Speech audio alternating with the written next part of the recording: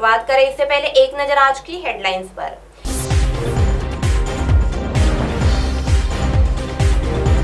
महाराज बाग में वन्य प्राणियों की मौज नहीं हुई कम, याचिकाकर्ता ने वापस की बैंक गारंटी, वैक्सीनेशन का नया रिकॉर्ड। आइए देखते हैं खबरें अब विस्तार से। महाराज बाग में वन्य प्राणियों की मौज नहीं हुई कम। कोरोना महामारी के कारण लगे लॉकडाउन की मार सभी को झेलना पड़ रहा है। लॉकडाउन से महाराज बाग चिड़ियाघर को भारी नुकसान सहन करना पड़ा है। लोगों की नौकरी चली गई, व्यवसाय धंधा चौपट हो गया, आर्थिक संकट गहरा गया। इतना ही नहीं, लोगों को 2 वक्त की रोटी भी मुश्किल हो गई। लॉकडाउन से महाराज बाग चिड़ियाघर को भी भारी नुकसान सहन करना पड़ा है। अब तक करीब वर्ष भर तक बंद रहने के कारण दर्शकों से होने वाली आय में भी कटौती हो गई।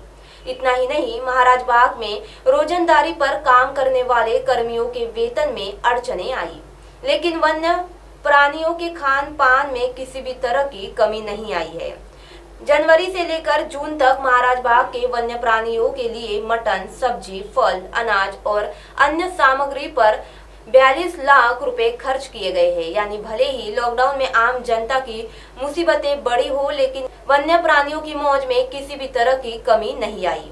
शहर के मध्य भाग में होने के कारण महाराज बाग आज भी लोगों के लिए रमणीय स्थल बना हुआ है।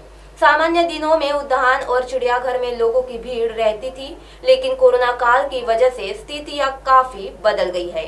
पिछले वर्ष 4-5 महीने तक चिड़ियाघर बंद रहा। इससे दर्शकों की टिकट और पार्किंग से होने वाली आय बंद हो गई। इसकी वजह से रोजंदारी कर्मियों को भी वेतन समय पर नहीं मिला। कुछ कर्मियों को निकाला भी गया, वहीं कुछ ने तो आंदोलन तक का मन बना लिया था। दूसरी खबर, याचिकाकर्ता ने वापस ली bank guarantee. Doctor Baba Saheb Ambedkar अंतर्राष्ट्रीय हवाई अड्डे की प्रस्तावित विस्तार योजना को लेकर सरकार की ओर से ठेका आवंटित किया गया, लेकिन अब अचानक ही ठेका रद्द किए जाने से इसे चुनौती देते हुए GMR कंपनी ने हाईकोर्ट में याचिका दायर की।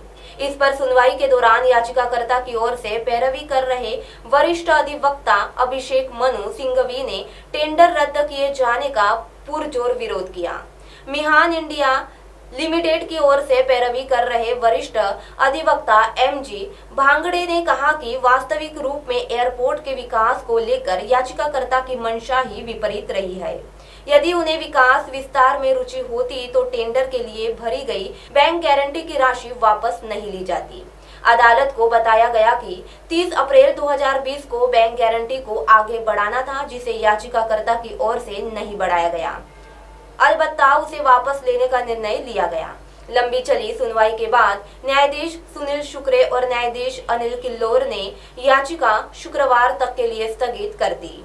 तीसरी खबर, वैक्सीनेशन का नया रिकॉर्ड। कोरोना की त्रासदी पर कारगर उपायों में भले ही वैक्सीनेशन को उपयुक्त माना जा रहा है, लेकिन सरकार से वैक्सीन उपलब्ध नहीं होने के कारण कई बार अभियान पर ब्रेक लगा।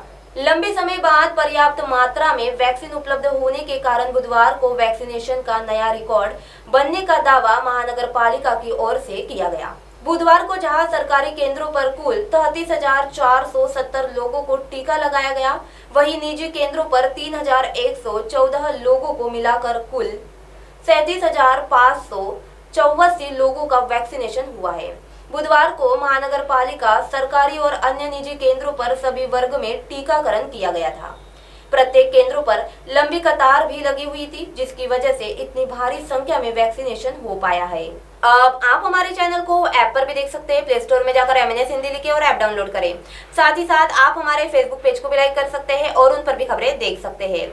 लिंक ट्विटर, हाइक, इंस्टाग्राम पर भी आप हमारी खबरें देख सकते हैं। आप हमारे चैनल को यूट्यूब पर भी देख सकते हैं और इसे यूट्यूब पर सब्सक्राइब करना ना भूलें। अब फिलहाल वक्त आ चला है एक ब्रेक का। ब्रेक से लौटने के बाद देखते हैं देश और दुनिया की तमाम कुछ खास खबर। धन्यवाद।